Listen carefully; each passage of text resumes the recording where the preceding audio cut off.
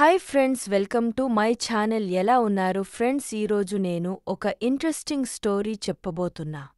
నేను చెప్పే ఈ స్టోరీస్ నచ్చితే దయచేసి లైక్ చేయండి, అలాగే సబ్స్క్రైబ్, షేర్ అండ్ కామెంట్ చేయండి. ఇక స్టోరీలోకి వెళ్దామా ఫ్రెండ్స్? ప్రథమ భాగం. రాజుపుత్రులు మరియు గురువు. పూర్వకాలంలో ఓ రాజ్యం ఉంది. ఆ రాజ్యం చాలా సంపన్నంగా, శాంతంగా ఉండేది.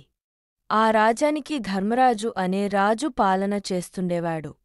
ధర్మరాజుకు 2 కుమారులు, ధీరజ్ మరియు వీరజ్.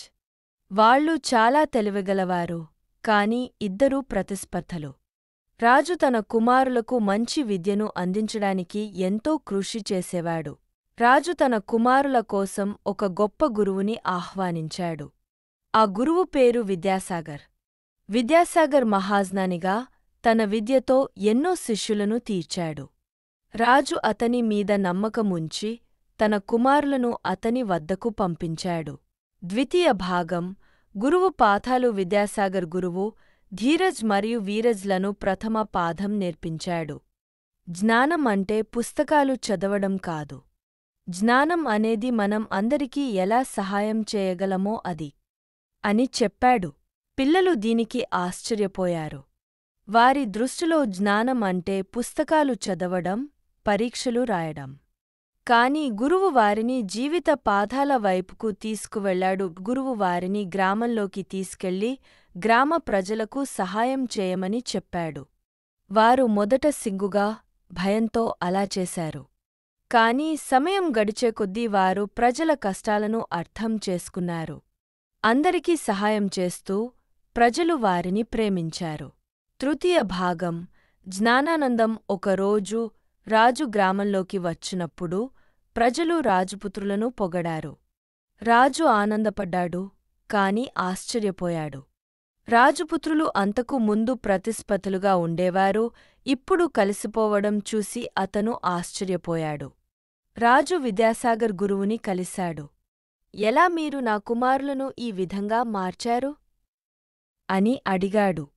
విద్యాసాగర్ చిరునవ్వుతో, జ్ఞానం కంటే జ్ఞాపకం గొప్పది రాజా.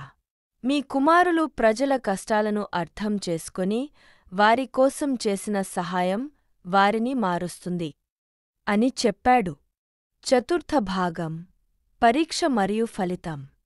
ఒకరోజు విద్యాసాగర్ గురువు తన శిష్యులను ఒక కఠిన పరీక్షకు వేశాడు.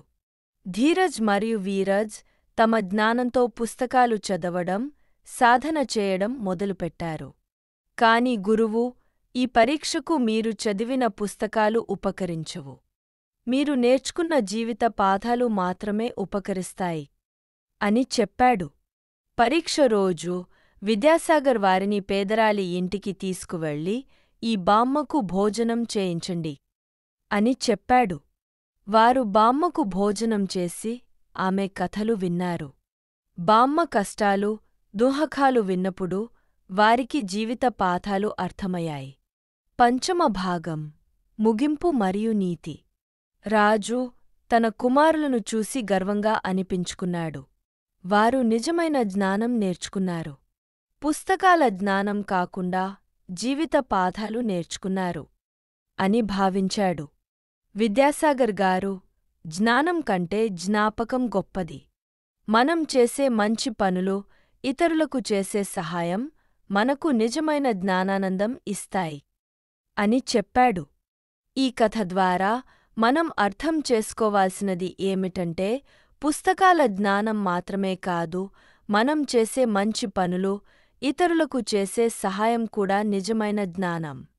జీవితంలో మనం నేర్చుకునే పాఠాలు మనకు మరియు సమాజానికి ఆహ్లాదం కలిగిస్తాయి. Thank you so much. కొత్తగా ఎవరైనా చూస్తే ప్లీజ్ సబ్స్క్రైబ్ మై ఛానల్. అలాగే మీరు నాకు చేసే హెల్ప్ ఏమైనా ఉంటే జస్ట్ ఒక లైక్ చేయడం వల్ల కొంచెం ఈ వీడియో ఎక్కువ మందికి రికమెండేషన్ వెళ్తుంది.